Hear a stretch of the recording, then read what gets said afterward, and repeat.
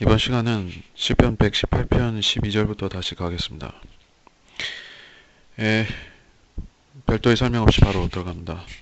12절부터 그들이 벌떼와 같이 나를 에워쌌어도 가시덤불이 불같이 소멸되나니 주의 이름으로 내가 그들을 멸할 것입니다. 멸할 것임이라. 내가 나를 심히 밀쳐 넘어뜨리려 하였으나 주께서 나를 도우셨도다. 주는 나의 힘이요 노래이며 나의 구원이 되셨도다. 기쁨과 구원의 음성이 의인들의 장막들에 있나니 주의 오른손이 막강하게 행하시는도다. 주의 오른손이 높이 들렸으니 주의 오른손이 막강하게 행하시는도다. 내가 죽지 않고 살아서 주의 행사들을 선포하리라. 주께서 나를 심히 징계하셨으나 죽음에 넘겨주지는 아니하셨도다. 12절에 벌떼와 가시덤불이 불. 벌떼는 악인의 무리를 말하는 것이고 대환란과 악인의 무리를 묘사하는 것이고, 가시덤불이 불은 그들이 아마겟돈에서 멸망당하는 그런 모습을 묘사하는 것이겠죠.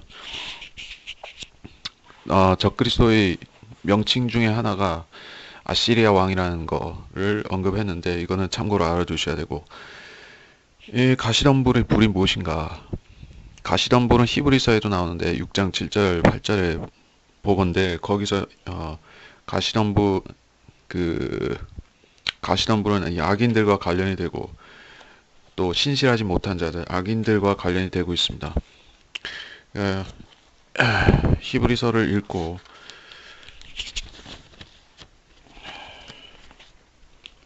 가도록 하겠습니다. 6장 7절 8절인데 8절에 나오는 것이 8절에 나오죠. 땅이 7절에 비를 흡수하면 하나님께 복을 받지만은 가시와 엉겅퀴를 내면 버림을 받는다라고 했습니다. 가시와 엉겅퀴를 내면 버림을 당하고 저주함에 가깝다. 마지막은 불사름이 된다. 이것은 일반적인 밭에 대해서 말한 것입니까? 아니면은 떨어져 나간 자들, 회개시킬 수 없는 자들, 하나님의 아들을 조롱하는 자들, 즉 그 히브리서 6장 6절 그 앞부분에 나온 그 악인들에 대한 묘사를 한 것이겠습니까? 당연히 사람들을 말한 것이죠. 가시와 엉겅퀴에 해당하는 사람들이 있습니다. 그들은 유대인 중에서 배교한 사람들이 해당이 되고, 또 애초에 적그리스도에 가담한 자들도 그러한 가시덤불입니다. 그들을 태우는 불이 예수 그리스도께서 재림하실 때 임하는 불이고, 그들을 불길 가운데서 발하신다 라고 사도 바울은 이야기하고 있습니다. 데살로니가 후서에 그렇게 말씀하고 있습니다.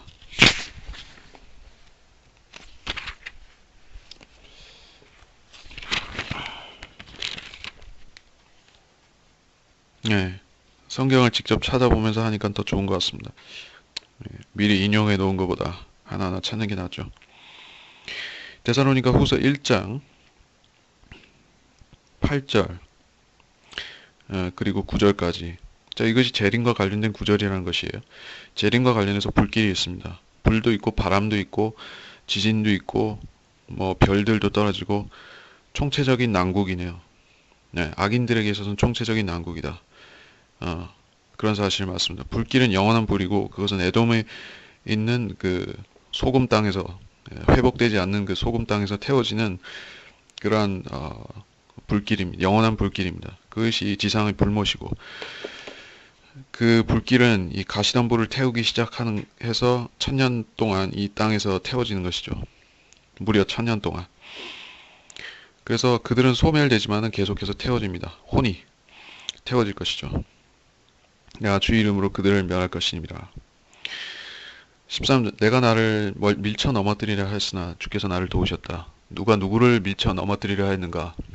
13절은 예수님의 이 지상 사역 때에 적용이 될 수 있죠. 내가 누구냐? 당연히 단수 어떤 악인이겠죠. 그러면은 주님을 배반한 제자가 그렇다는 얘기도 될 수 있겠죠.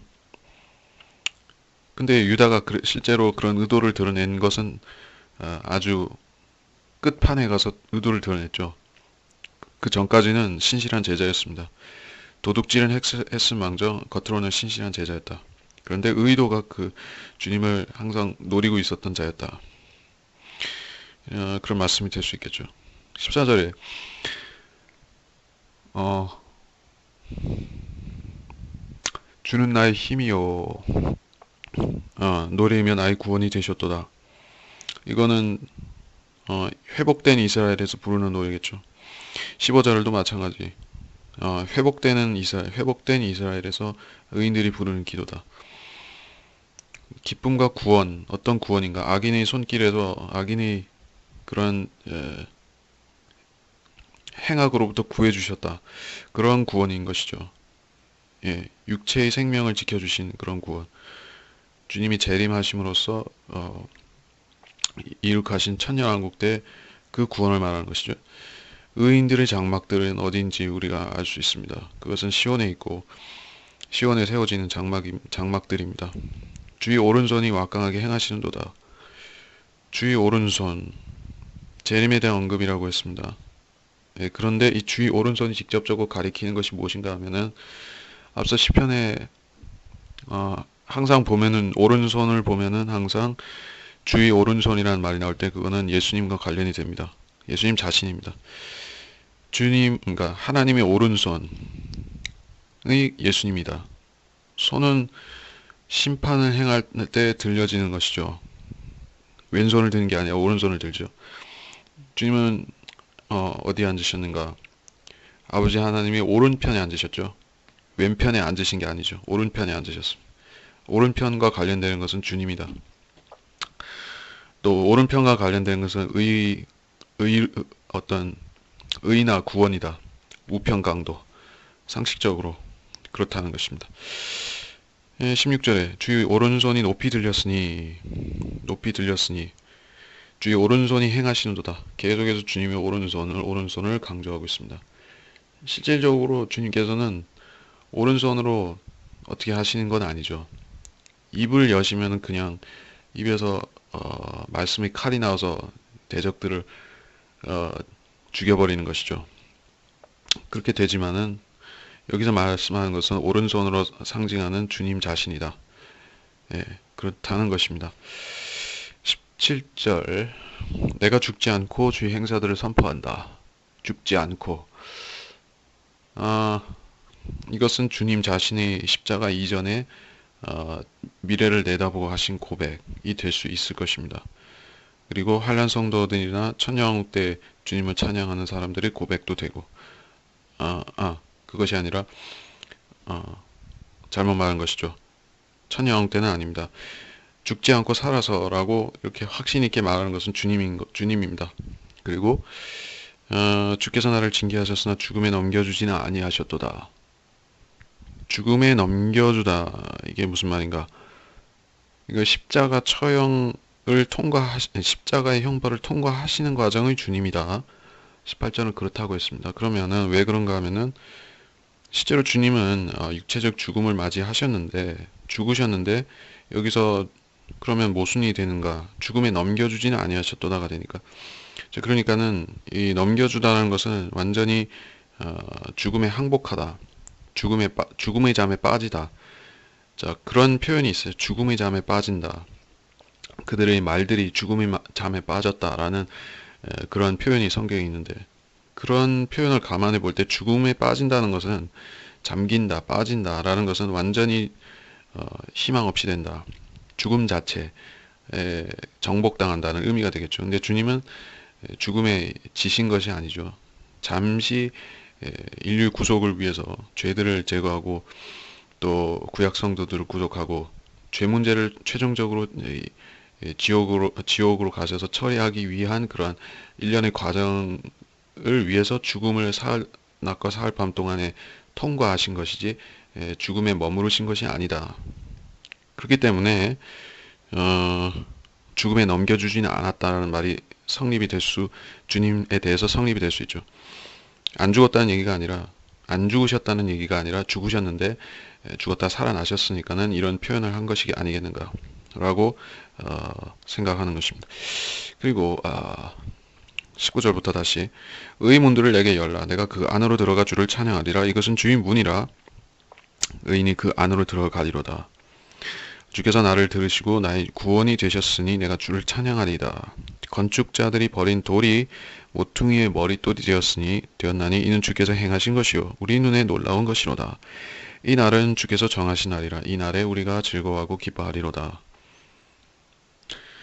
오 주여 내가 주께 간구하오니 지금 구원하소서. 오 주여 내가 주께 간구하오니 지금 번영케 하소서. 주의 이름으로 오는 자는 복이 있으리라.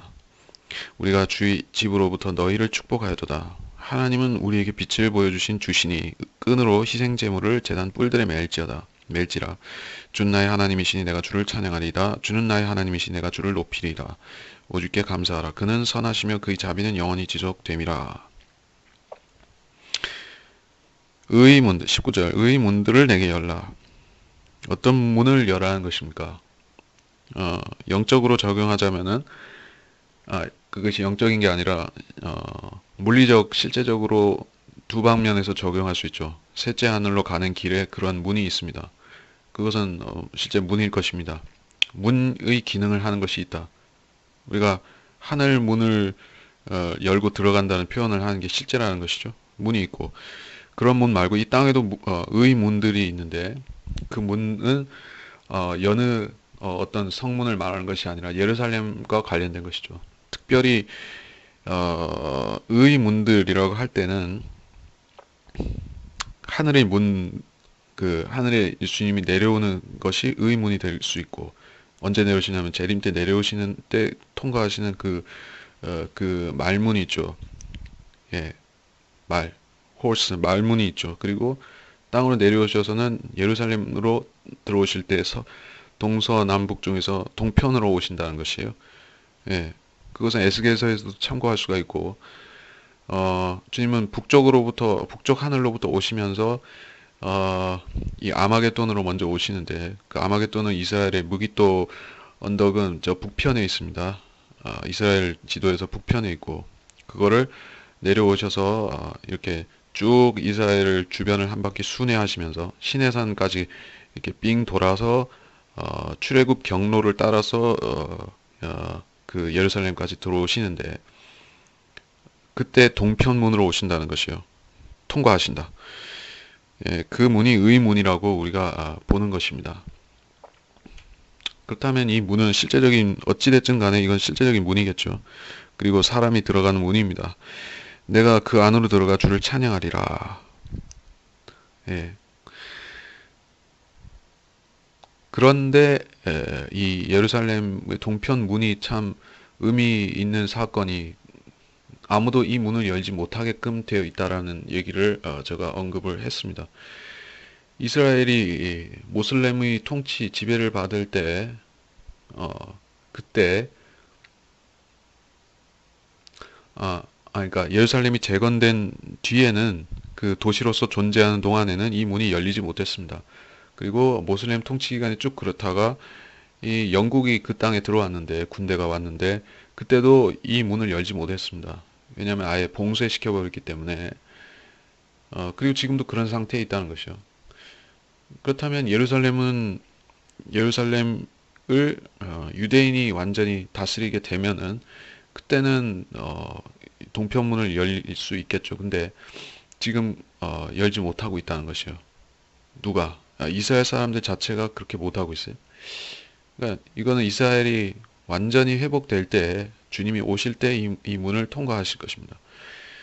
이 문은 주님께서 초림 때 시온으로 입성하실 때도 나귀를 타고 통과하셨던 그때 그 문입니다. 그러면 재림 때 이 문이 어떤 역할을 하는 것인지는 우리가 알 수 있겠죠. 그때는 백마를 타고 위험 있는 모습으로 들어오시는 것이죠. 초임 때와 달리. 그래서 지금은 아무도 여기를 밟을 수 없게 되어 있다. 라는 사실입니다. 21절 부터 다시 22절 건축자들이 버린 돌이라고 했습니다. 모퉁이의 머릿돌이 되었나니 특이한 표현이죠. 모든 건물에는 모퉁이의 머릿돌이 있지 않습니다. 기본적으로 건물이라는 것은 이 지상에서 위로 세우는 것이 위에서 아래로 세우는 건물이 있습니까? 그럴 수가 없죠. 그렇기 때문에 머릿돌이라는 것은 피라미드를 보시면은 그 피라미드의 꼭지점, 꼭대기에 올려놓는 그런 캡스톤이죠.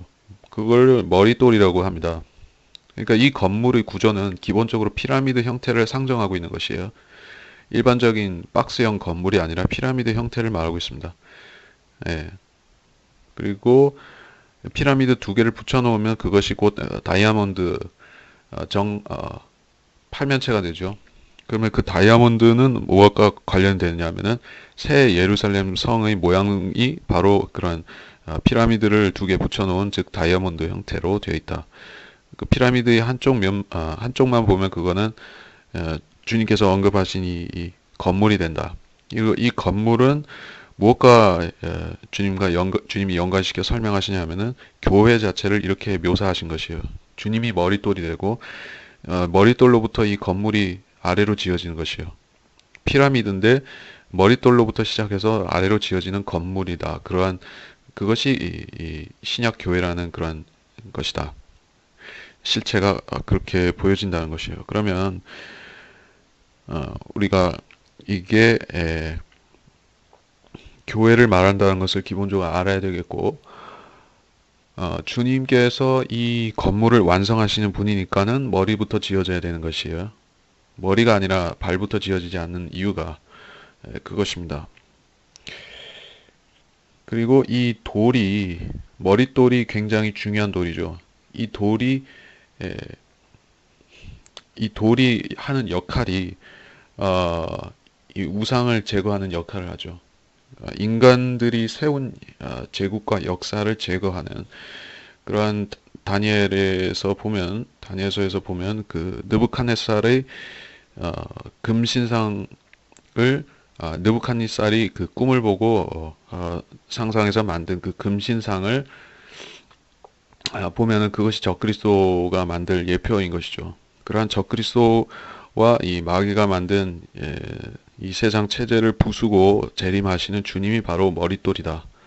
머릿돌이 그렇게 중요하기 때문에 각종 일루미나리의 상징에 보면은 머릿돌을 인용하고 있다는 것입니다. 미국의 달러와 지폐를 보면은 1달러 지폐 아니면 모든 달러 지폐 보면은 머릿돌이 나오는 것이죠. 피라미드 위에 붕 떠 있는 것입니다. 그러니까 그 사람들은 뭔가 알고 그렇게 했을 텐데, 근데 그 사람들은 그 머릿돌을 예수님이 아니라 사탄으로 적그리스도로 받아들이는 것입니다. 예, 그러니까 이 돌은 재림 때 주님이다 하는 사실을 언급하는 것입니다. 때문에 사탄이 마귀 종들에게 왜곡하게끔 만든 것이다. 건축자들은 누구인가? 주님을 직접적으로 박해하고 죽인 사람들이죠. 그 유대 민족이고 또 유대 민족이 사용한 그런 유대 민족이 로마에 넘겨줘서 죽게 했으니까는 결국에 이 건축자들은 원래 포도원을 받은 사람들이죠. 포도원을 일구라고 받은 그 위탁 받은 사람들인데 종들인데 주인의 아들을 죽인 사람들이죠. 예. 근데 여기서는 건축자라고 했습니다. 즉 그들이 세우라고 명령받은 나라가 있었죠. 그것은 어느 나라였는가? 천국이었는가? 즉 이 지상에 세워지는 하나님의 실제적인 신정 국가, 즉 천국이었는가? 아니면 하나님이 나라였나? 어느 쪽이었습니까? 사실은 천국이었습니다. 그래서 그 천국을 세우도록 위탁받은 사람들이 유대인들이었는데, 그래서 이 땅의 제사장과 또 하나님이 도성을 주시고 그렇게 그들에게 기회를 주셨는데 거부했다는 것이요. 천국이 연기되었다. 건축자들이 거부함으로 인해서. 근데 이 건축자들은 심판을 받지만은 이 천국을 완성하시는 분은 사람이 아니라 주님, 머릿돌이 되시는 주님이 직접 완성하신다는 것이요. 건축자들은 신실하지 못했기 때문에 심판을 받지만은 주님이 친히 건축자가 되어서 완성을 하시는 것이죠. 이것이 머릿돌이 태산이 되어서 세상을 채우는 그러한 다니엘서의 예언인 것입니다. 이것은 주께서 행하신 일이고 우리 눈에 놀라운 것이로다. 아니 발에 채이는 돌이라고 생각했죠, 사람들은. 나사렛의 목수이다. 그분은 건축자들이 버린 그냥 돌멩이 하나에 불과하다. 그래서 사람들은 이 캐토릭의 거짓말에 의해서 더 심각하게 혼동하는 것이죠. 주님은 반석이시고 베드로는 조약돌이죠. 예. 페트로스와 페트라는 반석인데 페트라를 페트로스를 페트라로 만들기 때문에 문제인 것입니다. 주님은 이 배교한 카톨릭과 이 성경을 믿지 않는 사람 모든 개신교인들에 의해서 조약돌 취급을 받는 것이죠. 그래서 기분 나쁘면 발로 걷어차는 존재, 발뿌리에 걸리는 돌 같은 것으로 인식되지만은 그 돌 자체가 그들의 머리를 짓눌러서 가루로 만드는 돌이 되는 날이 온다. 그것은 지금은 그런 발에 채이는 돌로 오인받고 있다는 것입니다. 예, 건축자들이 버린 돌이다. 모퉁이의 머릿돌이 되는 날이 바로 재림의 날입니다. 예, 건물이 지금 영적으로는 하나님의 나라를 말하는 것이 영적으로는 머리에서부터 연결되어서 지어져 가고 있지만 그 하나님 나라고 천국이 완성되는 것은 이미 90%의 그 건물이 완성되어 있습니다. 이스라엘이라는 건물이 완성이 되어 가고 있어요. 지금은 안 그렇게 보이지만은 대환란 끝에 가면은 점점 이 머릿돌 빼고 다 완성이 되는 것이요. 이 지상의 천국은 아래서부터 위로 지어지는 것이고 하나님의 나라, 즉 교회는 위에서 아래로 지어지는 것이요. 거꾸로 되어 있죠, 서로. 근데 그것이 서로 만나는 꼭지점이 바로 젤입니다. 결국에는 이 코너스톤이 이 머릿돌이 와야지만 이 천국도 완성되고 하나님의 나라도 완성되고 둘 다 완성이 된다는 것입니다. 그 얘기를 하려고 했고 시 24절에 주께서 정하신 날이라 어느 날을 말합니까? 우리가 즐거워하고 기뻐하리라. 우리는 누구입니까? 유대인이고 성도들이죠. 그들이 즐거워하고 기뻐하는 이유가 뭐가 있겠습니까? 천국이 회복되었으니까는 기뻐하고 즐거워하겠죠. 왕이 오셨으니까는 또한 그런 것이겠죠. 그것은 주께서 정하신 날이라 그랬습니다. 정하신 날이라 어떤 절기, 명절, 기념일을 말하는 것이에요. 주님께서 재림하시는 특정 날이 있습니다. 주님은 아마도 장막절에 전후해서 아니면 정확히 장막절 날에 오실 수 있습니다. 그것이 주님이 지상 재림과 연관된 절기이고 아직 미성취된 절기인데 만약 그때 오신다고 하면은 구약의 스가랴서에 장막절을 기념한다. 민족들과 이스라엘이 장막절을 계속해서 기념한다는 말이 그 말입니다. 그래서 그날은 주께서 정하신 날이 되고 그때는 즐거워하고 기뻐하는 즉 축제일이 되는 것이죠. 그런 이스라엘의 명절일 뿐만 아니라 전 세계적인 명절이 된다. 그런 얘기고 25절에 내가 주께 간구 지금 구원하소서 지금 구원하소서 지금 번영케 하소서. 자, 우리가 이 구절의 이 의미를 헤아리지 않고 절반만 취해서 이 구절을 번영 소위 말하는 그 번영 신학에 적용하면 어떻게 되겠습니까? 그 사람들은 어떻게 적용하냐면은 신약에서 내 혼이 잘됨과 같이 범사에 잘되기를 원하노라라는 빌레몬서에 나오는 구절을 가지고 번영 신학에 써먹는 것이죠. 물질적 번영에 써먹습니다.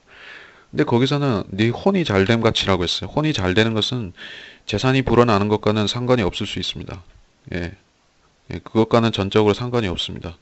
신약적으로 말하자면 상관이 없습니다. 근데 그거는 잘못 적용하죠. 근데 여기서 번영케 하소서는 사람들이 영이 잘됨으로 해석하겠죠. 왜냐하면 시편 전반적으로 다 전부 영적으로 해석하는 사람들은 이런 번영도 우리 혼을 잘되게 하고 영적으로 풍성하게 하고 이런 식으로 하면 어떻게 되느냐.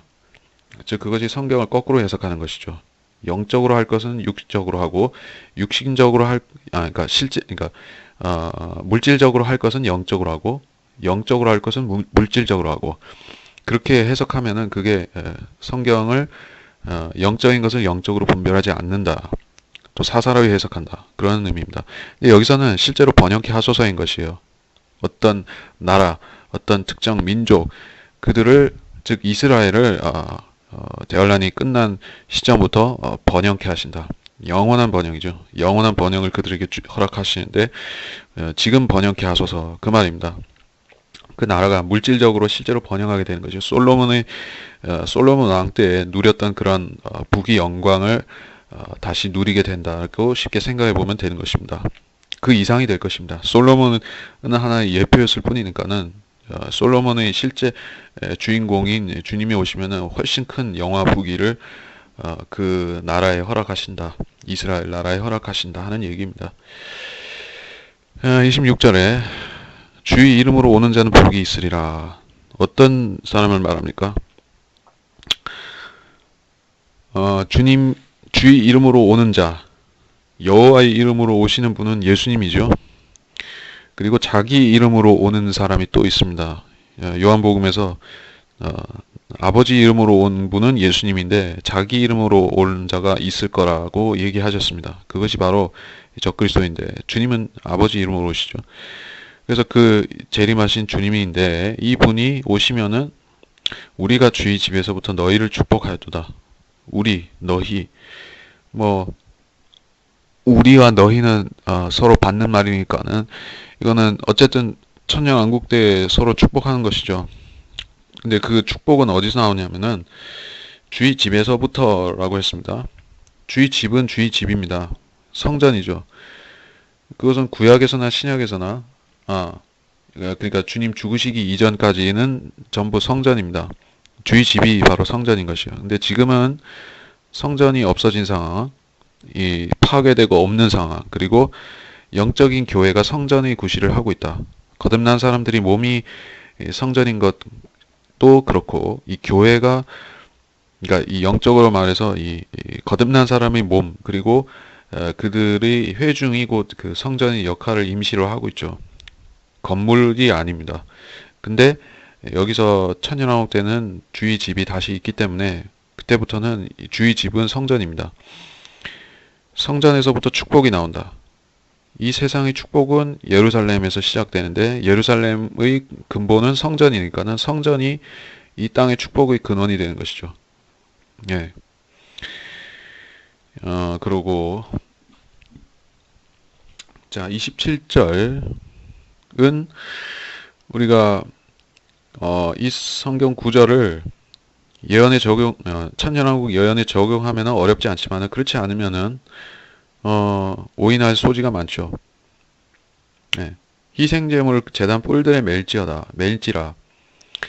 구약식 희생 제사를 말하는데, 자, 우리가 이제까지 쭉 봤던 구절들이 그 초림과 약간의 초림 구절과 대부분이 재림 구절인 것이죠.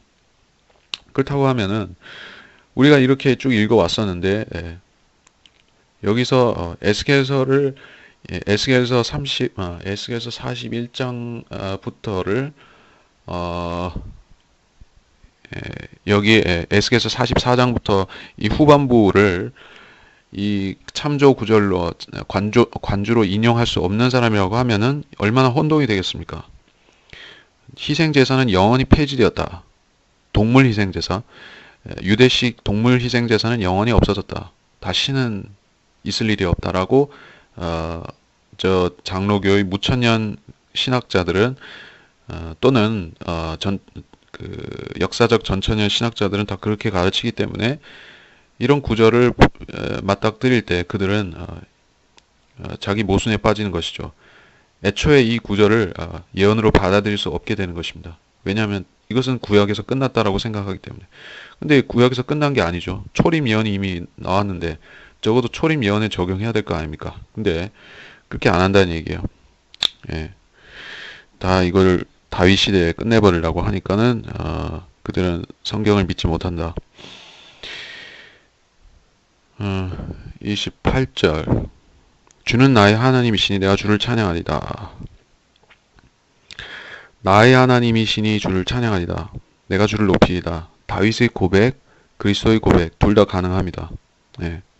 29절에 주께 감사하라. 선하시며 그인 선하시며 자비는 영원하다. 자비는 영원히 지속됨이라. 우리가 잠깐 생각해 볼 수 있는 게 천년왕국이라는 거에 대한 근본 개념을 잠깐 생각해 봅니다. 천년왕국은 천년 동안 있다가 끝나죠. 그것이 끝날 때는 우주적인 불심판이 있죠. 예. 베드로후서에 말씀하셨듯이 이 우주가 변혁이 되고 불에 타고 없어집니다. 히브리서에 말씀하셨듯이 하나님께서는 옷을 벗듯이 이 세상을 하늘을 말아버리십니다. 그런 엄청난 일이 있는데, 그러면서 악인들이 그때 이 땅에서 반역한 악인들이 또 죽임을 당하죠. 하늘에서 불이 내려옵니다. 그런 것들을 볼 때 그의 자비는 영원히 지속됨이라는 것을 통해서 우리가 생각할 수 있는 것은 하나님께서는 천년왕국에 일단 들어간 의인들, 거기서 일단 의인으로 인정받은 사람들은 계속 보존해 주신다는 것이에요. 반역하는 사람들이 있는데 그 사람들은 원래 신실한 사람들에서 반역한 게 아니란 얘기죠. 우리가 그 점은 안심할 필요가 있다. 적어도 그러니까 약간의 혼동할 수 있는 부분. 천년왕국에 어떻게 해서든지 들어갔는데 반역하면 어떻게 되느냐. 물론 그렇게 그 곡과 마곡의 반역에서 말려들어서 멸망하게 되겠지만은 그러한 사람들 자체는 곡과 마곡이 뭡니까 하면은 그것은 이스라엘을 박해했던 나라들을 뭉뚱그려서 그 민족들을 그렇게 부릅니다. 그리고 그 에스겔서 38장의 그 전쟁 부분에는 그 나라들의 이름들이 거명이 되어 있죠. 에티오피아라든지 토갈마, 터키, 고멜, 유럽의 일부, 혹은 그리고 로스, 이런 러시아, 아니면 또 페르시아도 있고요. 리비아. 그러니까 전부 이스라엘 주변에 있는, 지금 이스라엘 주변에 분포해 있는 나라들이에요. 그때도 그렇다는 얘기를 하는 겁니다. 그러니까 천년왕국 끝에도 그런 일이 있을 거란 얘기죠. 이스라엘 주변에 있는 나라들이 똘똘 뭉쳐서 그게 선동에 넘어가고 마귀가 와서 그들을 지휘한다. 지금도 이스라엘을 박해하는 또는 과거에 박해했던 전력이 있는 나라들입니다. 페르시아는 지금 이 핵 개발을 통해서 이스라엘을 지도에서 지워버리겠다라고 그렇게 공공연히 협박을 해온 나라가 페르시아, 즉 지금 이란이죠. 그리고 에티오피아는 비록 그 곱트 기독교를 받아들이고 그런 나라이긴 하지만은 역사적으로 보면은 아사왕 때인가 그때 100만 대군을 이끌고 왔던 적이 있습니다. 이스라엘을 침범했던 적이 있고 그런저런 것들을 볼 때 이 예언은 천년왕국 끝에 있을 예언은 반역하는 특정 집단들을 우리가 생각해 볼 수 있다. 모든 사람들이 그냥 반역하는 것이 아니라 그런 반역자들이 따로 있습니다. 그런 사람들은 악인들입니다. 악인들 중에서 주님께서 일부러 남겨놓으신 부류가 또 있다는 것입니다. 이것이 사실은 전천년을 설명하는 사람들의 숙제이요, 또 완전히 해명하지 못하는 궁금증이기도 합니다. 왜 반역하는 무리가 나오는 것일까? 물론 럭하만 박사의 설명이 정확합니다. 사람의 원래 본성이 그것이 남아있기 때문에 죄인으로서의 죄성이 아직 남아있는 상황에서 그렇게 된다는 것인데 그럼에도 불구하고 그때 반역 안 하는 무리들도 있다는 것이요. 그걸 볼 때 그런 사람들은 하나님이 자비를 영원히 받는 사람들이다. 그들은 천년왕국에서 축복받은 사람들이다. 29절을 가지고 그런 유추를 해 보는 것입니다. 자, 그리고 119장으로 넘어가겠습니다. 이 119장은 성경에서 제일 긴 장입니다. 제일 긴 장이면서 이 각 파트 부분들이 히브리어의 알파벳들로 이루어져 있다 하는 얘기를 합니다. 히브리어 알파벳으로 구성이 되어 있습니다. 근데 이런 구조를 왜 취했을까? 그러면서 이렇게 길게 얘기하는 다는 것은 일단 제일 긴 장이라는 것은 중요성을 우리가 굉장히 높다라는 거를 성경 전체에서 하나님께서 여기에 중요성을 굉장히 두셨다라는 것을 1차적으로 생각해야 될 것이고, 알파벳 구조를 했다라는 것은 즉 이것이 이 성경의 히브리어 성경의 알렙에서부터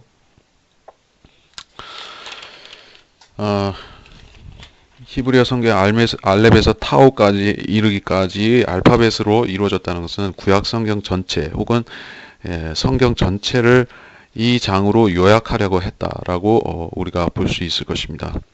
예, 그래서 이 장에서 계속해서 언급되고 있는 10가지로 언급됐다고 제가 거론을 했지만은 증거들, 법규들, 계명들, 말씀, 법, 명령들, 규례들 이러한 것들이 전부 성경을 말하는 것이에요.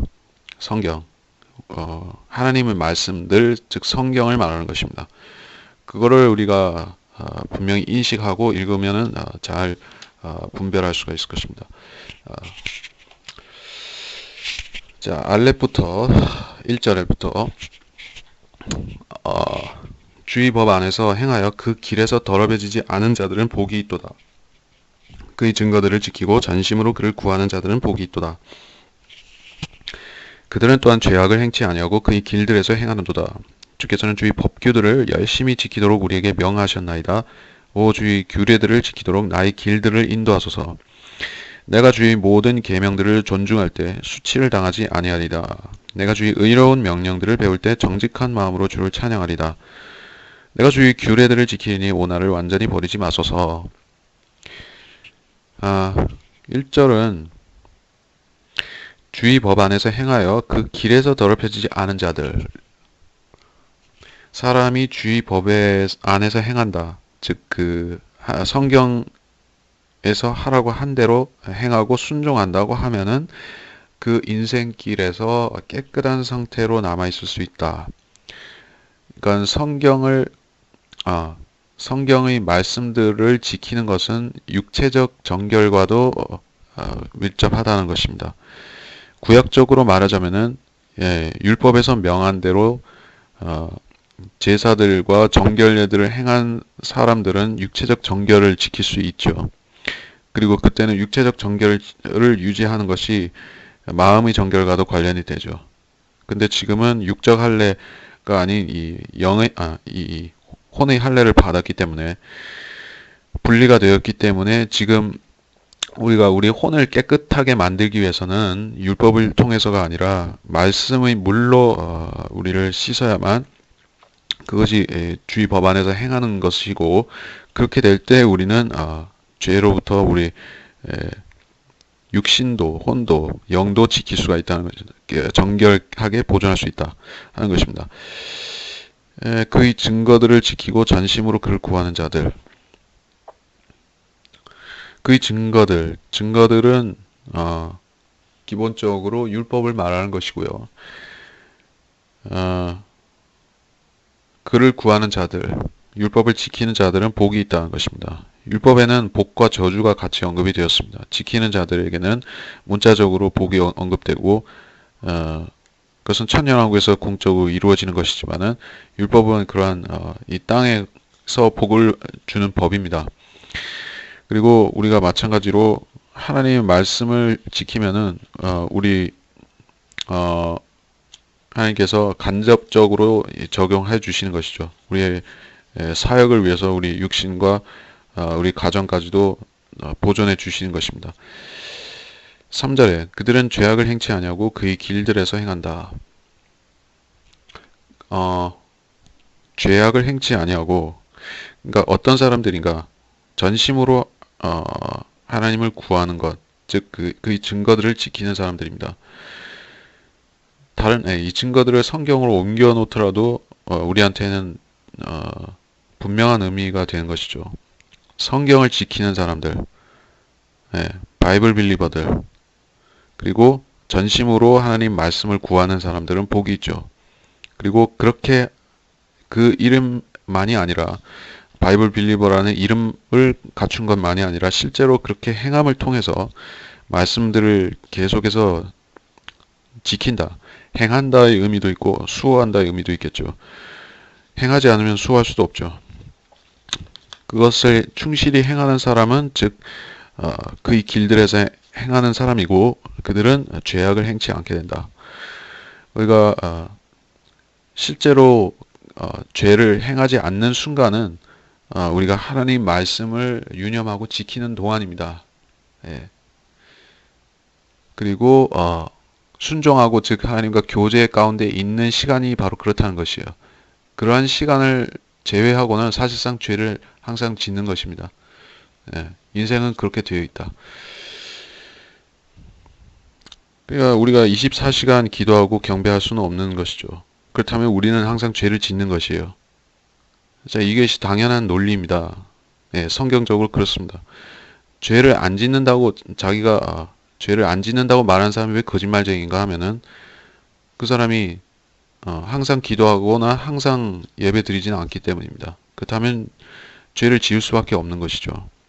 그 때문에 자기가 죄 없다고 말하면은 요한일서의 말씀대로 그는 거짓말쟁이가 됩니다. 주께서는 주의 법규들을 지키도록 명하셨다. 당연한 말씀이고 5절에 주의 규례들을 지키도록 나의 길들을 인도하시라고 말씀하는데 법규들, 규례들 조금씩은 다른 말이지만 우리가 규례들이라는 것은 법령들, 칙령들 이렇게 말했고요. 법규들은 우리 개념으로는 어떤 법전을 말하는 것이지만은 이 하나님 말씀에서는 사람들에게 전달되어야 하는 어떤 명령을 말한다. 예, 조금 다른 의미로 쓰였죠. 법이라는 것도 마찬가지예요.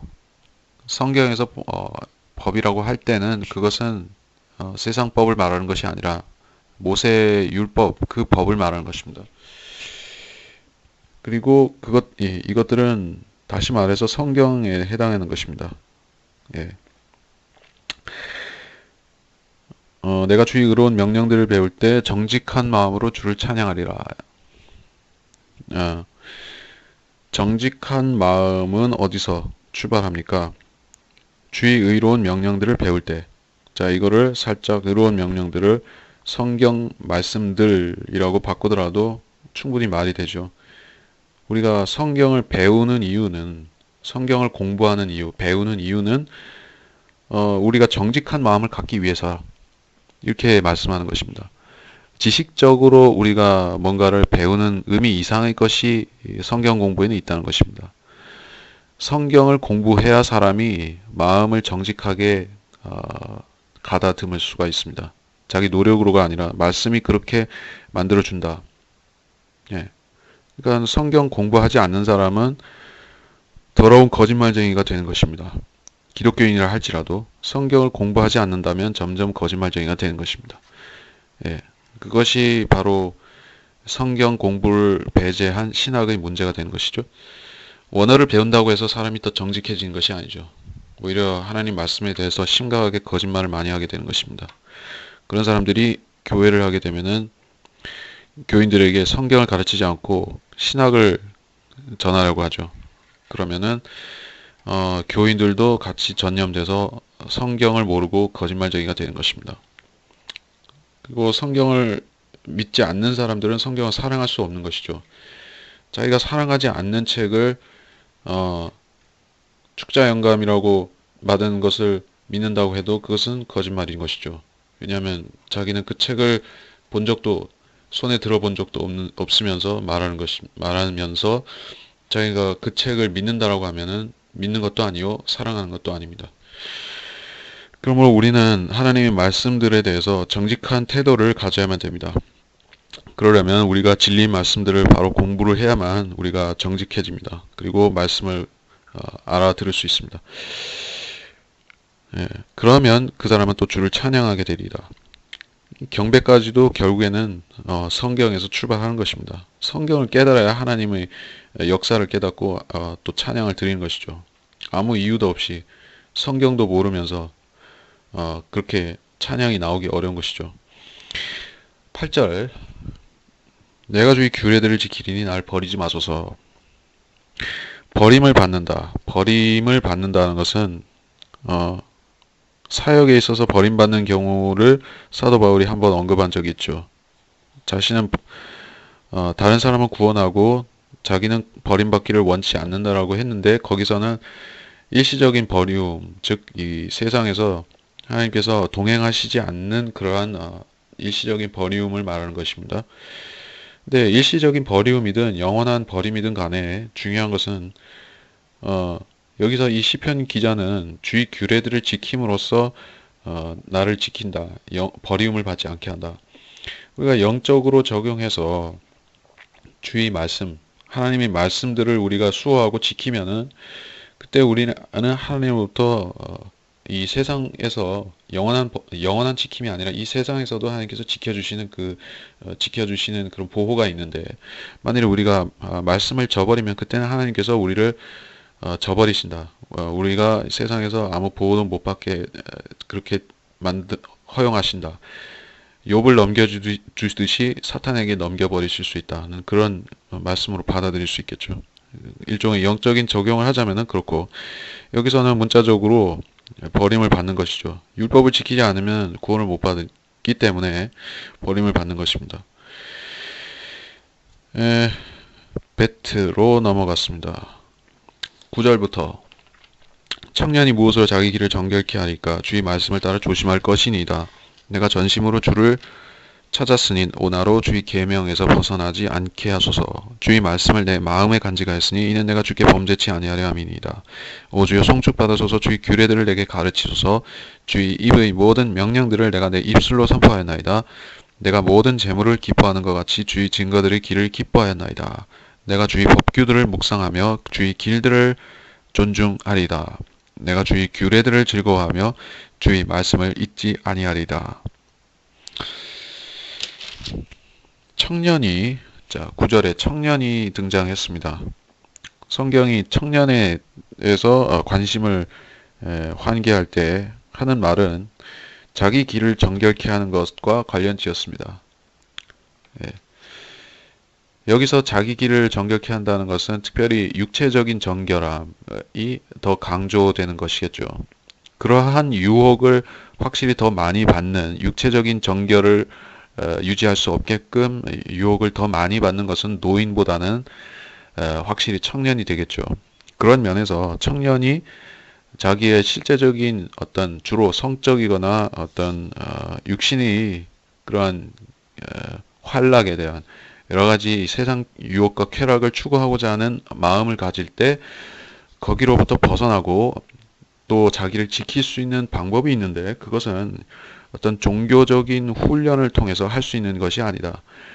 어떤 불교에서 하듯이 어떤 수련을 통해서 되는 것도 아니요. 명상을 해서 되는 것도 아닌데 한 가지 방법이 있으며 즉 그 방법은 주의 말씀이다. 역시 기승전결은에서 결은 하나님의 말씀입니다. 이 시편에서 강조하는 것은 하나님 말씀이죠. 하나님 말씀이 전부다.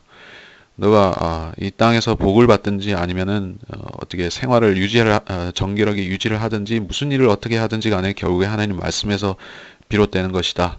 지켜야만 된다라는 언급을 하고 있습니다. 자, 그래서 우리는 구체적으로 말해서 은혜의 복음이 우리한테 어떤 은혜의 복음, 예수님의 흘리신 피의 복음이 우리한테 어떤 것으로 적용돼야 되느냐? 한번 구원받았으면 즉 그 피는 한번 적용되었으니 우리한테 더 작용하는 게 없느냐 하고 하는 게 아니죠. 더 없는 게 아니라 그때부터 계속해서 우리는 그 피를 우리한테 적용할 수가 있어야만 됩니다. 우리한테 적용한다는 것은 우리한테 실제 그 피가 영적으로 우리 안에 있다는 것이고 그렇게 되려면은 우리가 셋째 하늘과 연결되어 있어야만 됩니다.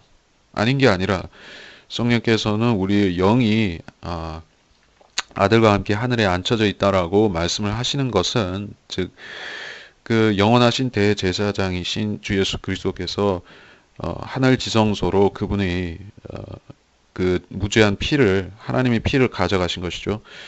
그렇기 때문에 우리가 셋째 하늘에 연결되어 있는 이상에는 우리는 예수님의 피를 항상 우리한테 적용할 수 있는 허락을 받은 것입니다. 그것은 우리한테 특권인 것이에요. 세상 사람들은 그럴 수가 없습니다. 예, 여전히 동물 제사를 드리고 있는 그러한 유대교나 모슬렘 같은 사람들이나 아니면은 조상 제사를 드리는 사람이나 간에 그들은 그런 피를 가질 수가 없습니다. 접근할 수가 없죠. 원천적으로. 왜냐하면 그들은 땅에 있고 하나님의 피는 하늘에 있으니까. 근데 우리는 그 피가 우리한테 살아있기 때문에 적용할 수 있다. 그렇기 때문에 우리는 예수님의 피를 우리한테 매일 적용해야 된다는 것이죠. 어떠한 미신적인 사람들이 주장하고 가르치듯이 예수님의 피를 뭘 바른다 이런 식으로 하는 게 아니라, 그런 미신적인 행위를 말하는 게 아니라 영적으로 우리는 기도 중에 적용한다든지 우리한테 수시로 예수님의 피로 우리를 정결케 해주라고 하나님께 요청을 드리면 그게 된다는 것입니다. 그게 믿음으로 그렇게 하는 것입니다. 뭘 실제로 발라야 되는 게 아닙니다. 은사주의자들이죠. 그것은. 자, 10절에 주의 계명에서 벗어나지 않게 하소서. 해석할 게 있나요? 없습니다. 11절은 주의 말씀을 내 마음에 간직하였으니 이는 내가 주께 범죄치 아니하려 함이니이다. 자, 여기는 오해할 게 뭐가 있습니까? 주의 말씀을 했으니까는 어떤 말씀의 대강, 요지를 말하는 것입니까? 아니죠. 말씀들이나 말씀이나 똑같습니다. 말씀은 여기 한 권의 성경책이 여기 있습니다. 그리고 말씀들은 그 안에 있는 A부터 Z까지 전부가 말씀들이죠.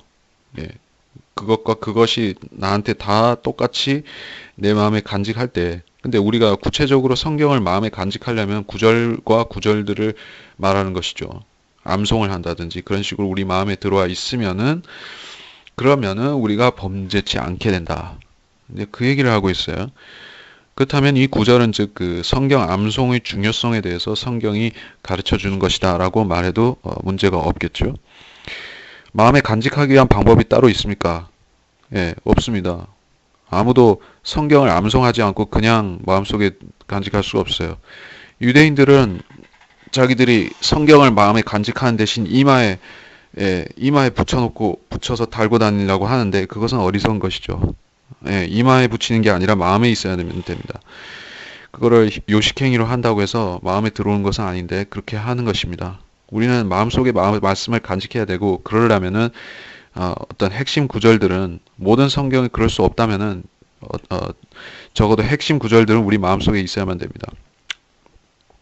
자, 12절, 13절. 주의 규례들을 내게 가르치소서. 주의 입의 모든 명령들을 내가 네 입술로 선포하였나이다. 주석에는 구약 성도에게 직접적인 명령이라고 했는데 그것은 교리적으로 그렇다는 말입니다. 특별히 그렇다는 얘기고, 14절에서 내가 모든 재물을 기뻐하는 것 같이 주의 증거들이 길을 기뻐하였나이다. 이것은 우리한테 아주 중요하다. 신약 성도가 간직해야 되는 교리다. 우리는 재물에 대한 탐심을 경계해야 되는 것이죠. 구약은 모든 교훈을 위해서 우리한테 주신 말씀입니다. 그래서 우리가 여기서 14절에서 재물을 기뻐하는 사람에 대해서 그 사람의 악을 정죄하는 뜻으로 쓴 말은 아니죠. 내가 모든 재물을 기뻐하는 것 같이. 그러니까 재물은 기본적으로 나쁜 것은 아니에요. 구약 성도에게 있어서는 더 그렇죠. 많은 재산을 소유한다는 것은 물론 구약이든 신약이든 간에 그것은 죄를 지을 수 있는 어떤 구실이 됩니다.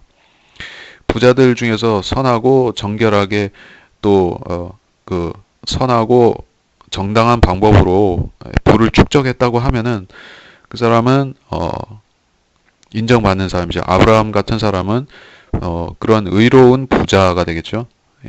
아브라함, 이삭, 야곱 다 부자가 됐지만은 그들은 어떤 불법으로 한 게 아니었죠. 근데 지금 부자들과는 다르다는 것이에요. 그래서 주님께서 만드신 부자가 있고, 그런 점에서는 재물을 기뻐한다라는 것을 어떤 나쁜 의미로 취할 것은 아니라는 것입니다. 재물을 기뻐할 수 있어요. 근데 그 재물을 기뻐함으로 그치는 사람은 이 세상 에서 같은 사람이 되고, 에서 같은 그런 육신적인 사람으로 남는 것이고, 동시에 그 재물을 기뻐한다면 그 재물을 주신 분을 또 기뻐해야 되는 것이죠. 주의 증거들이 길을 기뻐하였나이다. 하나님의 말씀들에 유념해야 된다는 것입니다. 그러면은 그 사람은 온전해질 수가 있습니다. 어떤 외적인 것과 상관없이 온전해집니다. 15절에 주의 법규들을 묵상하며 주의 길들을 존중하리이다. 내가 주의 규례들을 즐거워하며 주의 말씀이 있지 아니하리이다. 법규들, 규례들 계속해서 나오는데 주의 길들, 주의 말씀 여러 가지 표현으로 성경 자체를 언급하는 것이다. 김멜 여기까지죠. 17절에서 24절로 하고 끝냅니다. 주의 종을 후대하시어 나로 살게 하시고 주의 말씀을 지키게 하소서. 내 눈을 열어주소서. 그리하시면 내가 주의 법의 경이로운 것들을 보리이다. 나는 땅에서 타국이니오니 주의 계명들을 내게서 숨기지 마소서. 주의 명령들을 항상 사모함으로 내 혼이 상하나이다. 주께서는 저주받은 교만한 자들을 꾸짖으셨으니 그들은 주의 계명들에서 떠난 자들이니이다. 내게서 비방과 모욕을 제거하소서. 이는 내가 주의 증거들을 지켰음이니이다. 통치자들도 앉아서 나를 비방하였으나 주의 종은 주의 규례들을 묵상하였나이다. 주의 증거들은 또한 나의 기쁨이고 나의 상담자들이니이다. 나로 살게 하시고 주의 말씀을 지키게 하소서. 하나님의 말씀을 지키는 조건으로 자기 생명을 연장해달라, 지켜달라, 그러한 말씀이 될 수 있겠죠. 육신의 생명은 연수는 누가 정하십니까? 히스기야 왕의 연수를 늘려주신 것은 주님이었죠. 그리고 주님께서 늘려주시기 전에 히스기야는 하나님의 말씀을 믿어야만 됐습니다. 말씀은 육신적인 생명과도 연결이 됩니다. 왜냐하면 하나님께서 진흙으로 된 사람에게 생명의 호흡을 불어넣으시니까는 그가 살아있는 혼이 되었듯이 육신적인 생명도 말씀으로 창조하신 것이에요. 영적인 것만 적용하는 게 아니라 육신적인 생명도 그런 것이에요. 근데 육신적인 생명이 사는 것이 주의 말씀을 지키는 것이라고 하면은 사람들이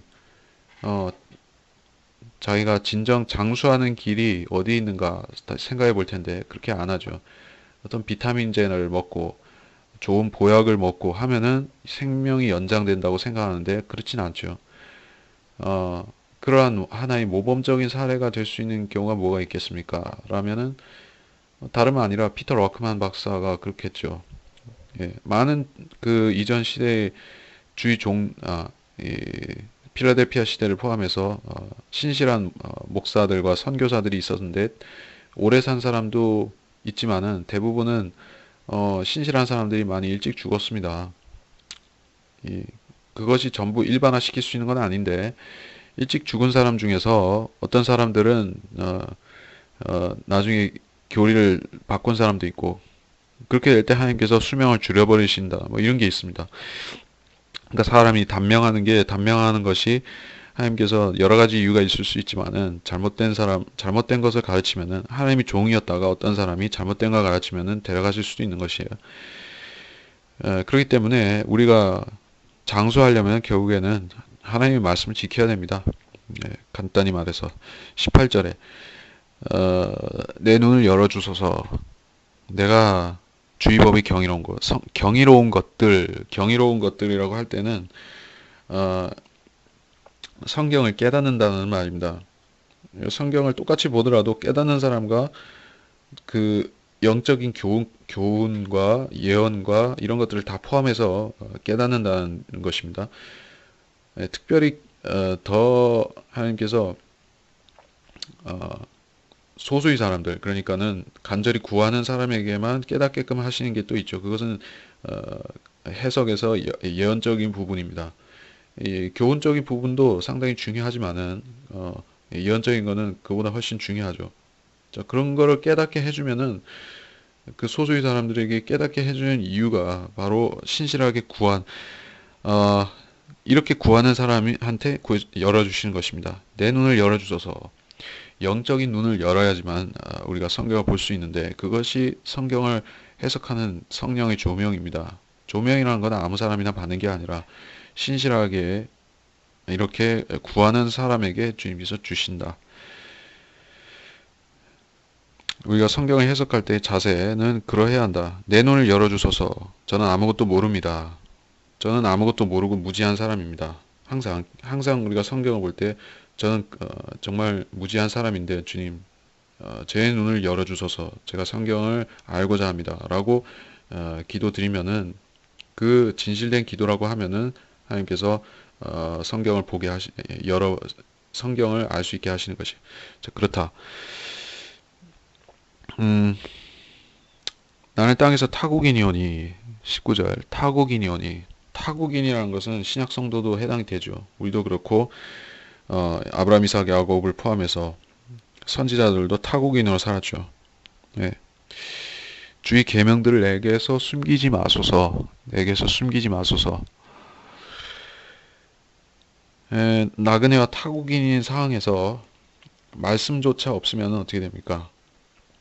그러니까 나그네와 타국인으로 사는 사람은 기본적으로 하나님한테 속했다는 뜻이에요. 하나님께 속한 사람은 이 땅을 고향으로 여기지 않고 타국인처럼 삽니다. 타국인처럼 살기 때문에 그 사람한테 그 사람은 이 세상이 하나의 목적지가 정해진 하나의 방향성이 정해진 여행과 같은 것이죠. 여행을 함에 있어서 제일 중요한 것은 지도라든지 하나의 나침반이라든지 바다에서라면 특별히 나침반과 관측 별자리를 뭐 관측을 한다든지 이런 도구가 필요한 것이죠. 그것 없이 그냥 무작위로 간다고 하면은 여행이 아니라 방랑이 돼 버리는 것이죠. 그렇기 때문에 그 영적으로 말해서 우리가 나그네와 여행자로서 이 땅을 살려고 하면은 하나님의 나라에 속한 사람으로 그렇게 살려고 하면은 우리한테 중요한 것은 나침반이나 지도가 되는 그러한 즉 그 성경이다. 그것이 없이 우리가 세상을 살려고 하면은 그리스도인은 정말 깝깝하게 살 수밖에 없는 것이다. 라는 교훈을 여기서 받을 수가 있을 것입니다. 그래서 우리는 성경을 우리한테서 숨기지 마시라고, 우리가 깨닫지 못하게 숨겨버리지 마시라고 우리가 구하고 살아야 된다. 이렇게 적용할 수 있겠죠.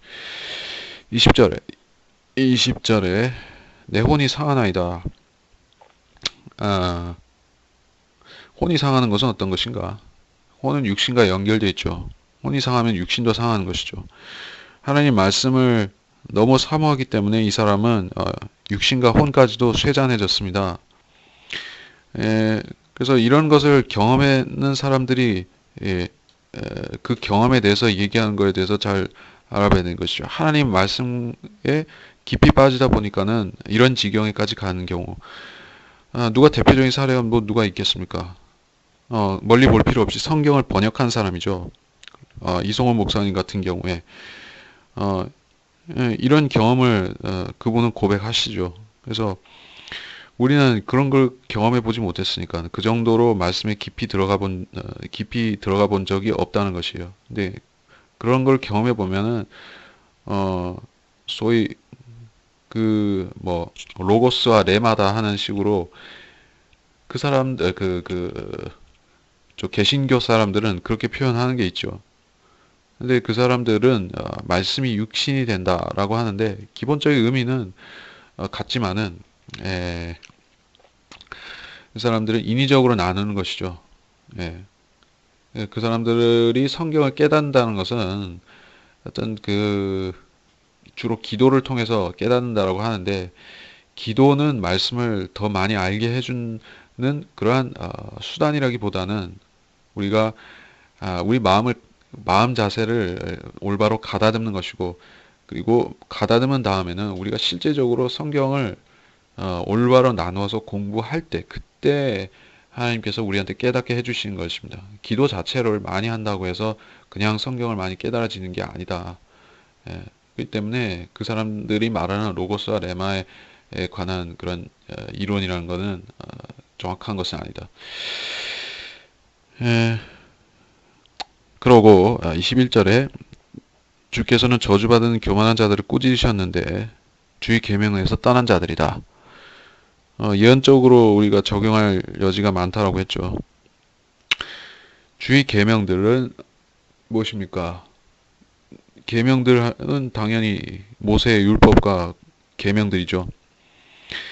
하나님의 말씀과 하나님의 말씀, 계명을 지키는 사람들이 그래서 대환란 때 나오는 것입니다. 문자적으로 지키는 사람들이죠.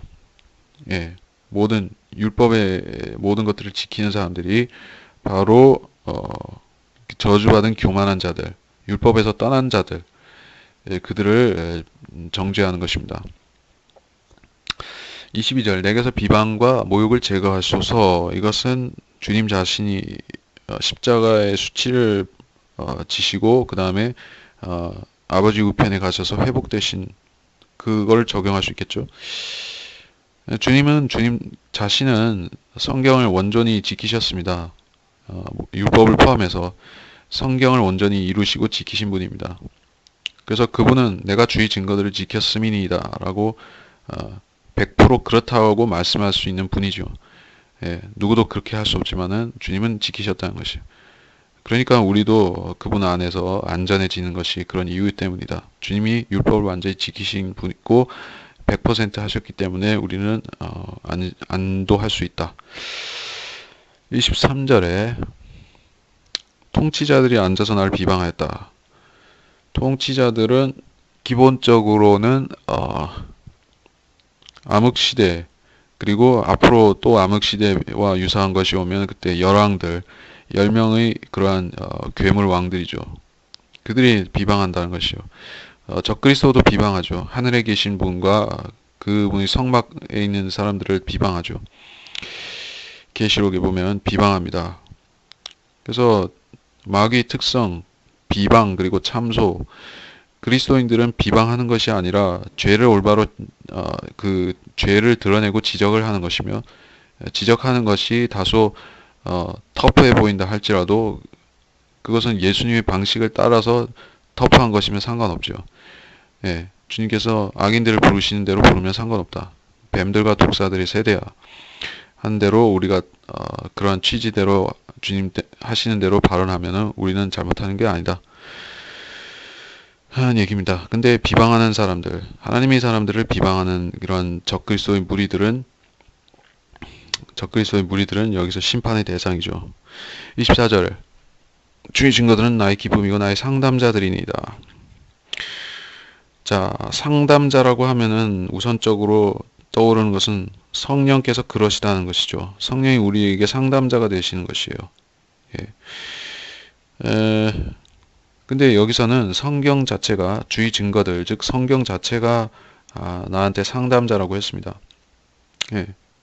상담자가 우리한테는 최소 두 분 계신 것이죠. 우리 안에 계신 성령님이 우리의 상담자가 되시고 이 성경 말씀 자체도 우리한테 상담자입니다. 왜냐? 성경은 하나의 인격으로서 우리한테 말씀하시기 때문에 성경이 곧 인격이시기 때문에 하나님 말씀이 우리한테 상담자가 되시는 것입니다. 자, 그렇게 해서 여기까지입니다. 우리가 참으로 복잡하고 얘기할 것이 많은 본문을 하고 있습니다. 그래서 시편은 이렇게 후반부로 갈수록 점점 더 앞서 한 얘기들이 또 반복되는 것이 있다 할지라도 새로운 주제들이 나오는 것이죠. 이번 시간에는 성경 자체를 다루는 장을 했습니다. 이 장에 대해서 많은 사람들이 별로 중요성을 두고 말하지 않는 것 같습니다. 특히 개신교에서는 기존 사람들은 신학하는 사람들은 119장이 뭐 그렇게 중요하다고 생각 안 하겠지만은 굉장히 중요하다는 걸 여러분 아시겠죠. 우리한테는 영적인 교훈들이 많이 적용이 되는데 그러한 영적인 교훈들은 주로 하나님의 말씀을 두려워하고 하나님의 말씀을 행하라는 것에 맞춰져 있습니다. 너무 당연한 교훈이고 당연한 그러한 명령이 되겠지만은 이거를 당연하게 안 받아들이는 세태가 되었기 때문에 우리가 이 말씀에 주의해야 된다. 하나님의 말씀을 지키라. 하나님의 말씀을 믿으라. 하나님의 말씀을 가감하지 말라. 하나님의 말씀에 변개시키지 말고 그대로 두어라. 있는 그대로 믿어라. 하나님의 말씀을 당신이 마음에 가까이 두어라. 손에 들고 있을 뿐더러 마음에 더 가까이 두어라. 라고 우리가 지극히 당연한 권면들을 교회들에서 하느냐. 우리가 그걸 말하는 것입니다. 성경 자체에 대해서 그렇게 하는 사람은 없다는 것이에요.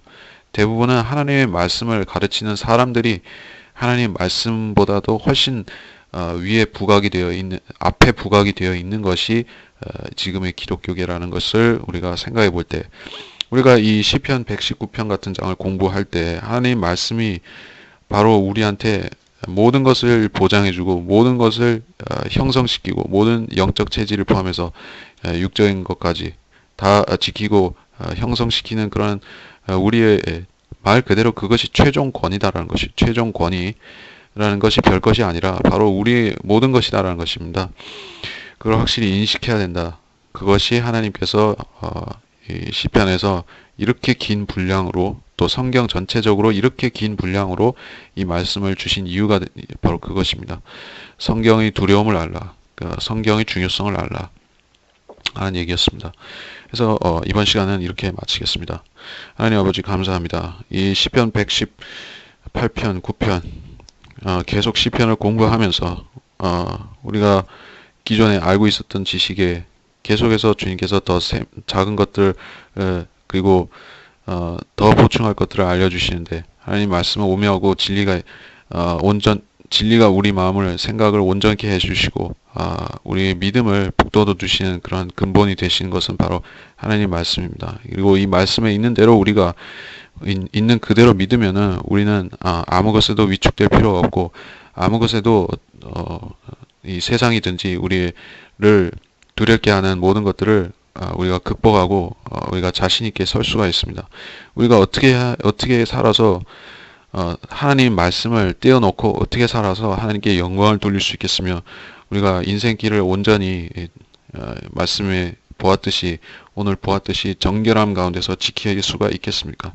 정결함은 하나님의 말씀에서 오는 것이오니 즉 우리가 말씀을 제외하고는 정결도 또 안전도 보장도 말할 수가 없습니다. 그러므로 우리가 하나님 말씀을 진정 두려워하는 법을 배우게 하셔서 우리가 말씀 안에서 우리 길을 지키고 또 우리 양심도 마음도 예수 그리스도의 피뿌림 안에 있는 우리 양심도 말씀의 물로 계속 씻어서 우리가 주님이 오시는 날까지 정결하게 보존되는 그러한 성도들로 발견되게 해주시기를 원합니다. 감사드리오며 위대하신 구주이신 우리 주 예수 그리스도의 이름으로 기도하였습니다. 아멘.